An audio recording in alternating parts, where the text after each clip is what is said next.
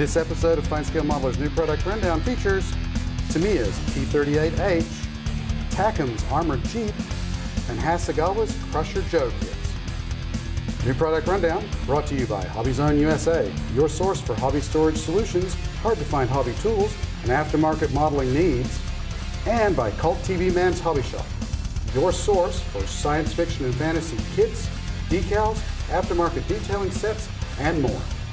So, welcome to FineScale Modeler's New Product Rundown, the video series detailing the latest kits. I'm Aaron Skinner, and fresh back from her tour of undisclosed locations in Southern Illinois, it's my regular co-host, Elizabeth Nash. Hello, hello. It is good to be back. Although, now that I see you, I'm kind of regretting to decide to forego the 100 miles of social distancing. Yeah, nice to see you too. But I do understand you actually have something exciting for us to look at. Yes, I do.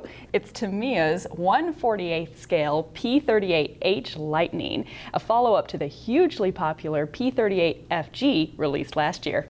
Well, I guess we're glad you're back.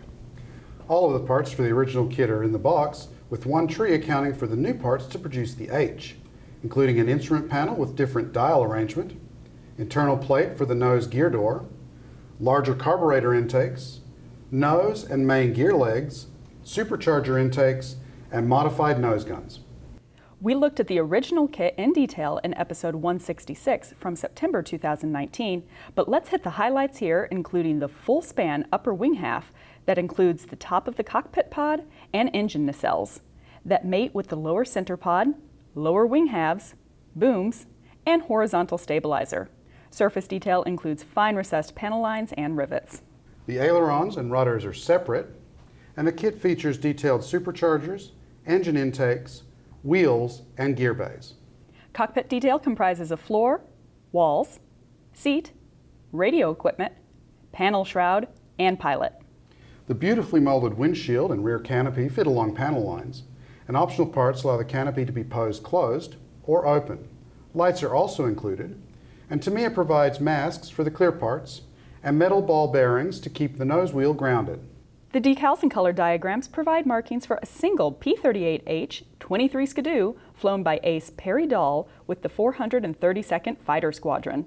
The sheet from the original kit is here too, and it provides stencils, harness, and mirrors. Based on how the original kit went together, this should be an easy build. Next, here's another development of a kit we've looked at before, Takom's 1/35th scale quarter-ton truck, better known as the Jeep, but this time it's the armored version. In an effort to give the unprotected vehicle a little more protection, armor plates were fitted around the driver's compartment. As we saw in NPRD episode 170, Takom's basic kit is a sweetheart, with a one-piece frame, body with fine panels, and beautifully molded grille with fenders, hood, rear panel, and dash.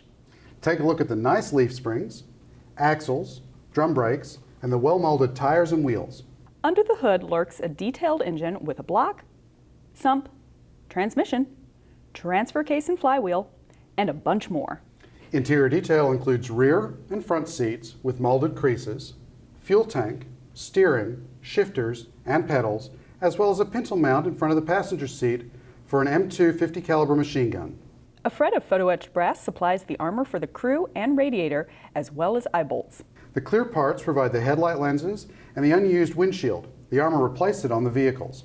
A small decal sheet and color painting diagrams give instrument dials, warning placards, and markings for 4 armored Jeeps, including one in winter whitewash and another in Berlin a year after the war ended. That's another nice Jeep from Takom. All it needs is a couple of figures to really turn it into a showpiece. For something different, we have a pair of kits from Hasegawa's popular culture label Creator Works, a 1/400 scale Minerva and a 1/72nd scale Fighter II, both from Crusher Joe. This story started as a series of novels before being turned into a feature film and a couple of direct-to-video movies. They tell the story of the Crushers, a group which earned their name by destroying asteroids and making way for space lanes in the 22nd century. With most of that work done, the group takes on all manner of assignments. Let's start with the group's primary ship, Minerva. Molded in white, blue, red, yellow, and gray, the parts have large pins and tabs, so it may be possible to push the parts together if you wish. The main body has forward halves, underside, engine fairings, and sides all marked with fine recessed panel lines. A series of heavy frames support the body. Gracefully swept wings with upturned tips and slanted vertical tails finish the basic ship. 4 engines provide Minerva's power. The large upper pair have 4-part main bodies with one-piece exhausts and red fin sections that join them to the body fairings.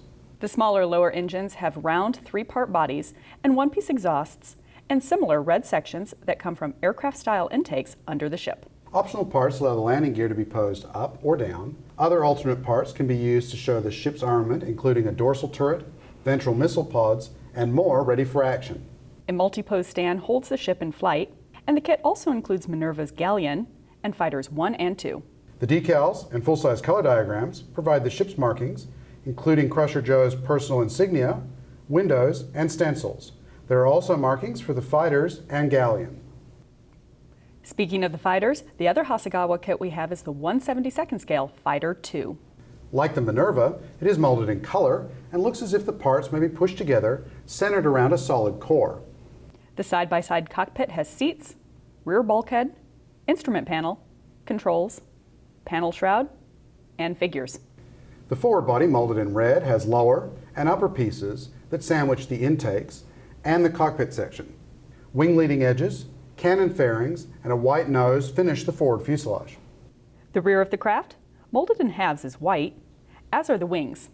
The fighter lacks a true tail, instead featuring 4 short vertical fins top and bottom. The rear has inboard and outboard engines. The latter have air brakes around them. Optional parts allow them to be posed extended. There's also an engine located behind the cockpit. The landing gear includes decent legs and wheels. Optional parts allow the gear to be posed up. A multi-pose stand is provided. The canopy comes in 2 colors, clear and yellow. Masks are provided to make painting easy. Decals and color diagrams supply the fighter's markings, including stencils, seat cushions, and panel displays. This kit comes with a bonus of a 1/20th scale resin figure of Alphen, the pilot of Fighter 2. It's beautifully cast with separate face, hair, and arms. The decals include optional eyeballs for her. These are great looking kits of fun subjects that should be a blast to build. Look for a review of one or both of them in upcoming issues of FineScale Modeler magazine. And you can see more new products in the July issue on sale now. Thanks for visiting FineScale.com. I'm Aaron Skinner. And I'm Elizabeth Nash. We'll see you next time. Now, it's been fun having you, but back to your bunker. Let me do blah, blah, blah. Getting back into the swing of things.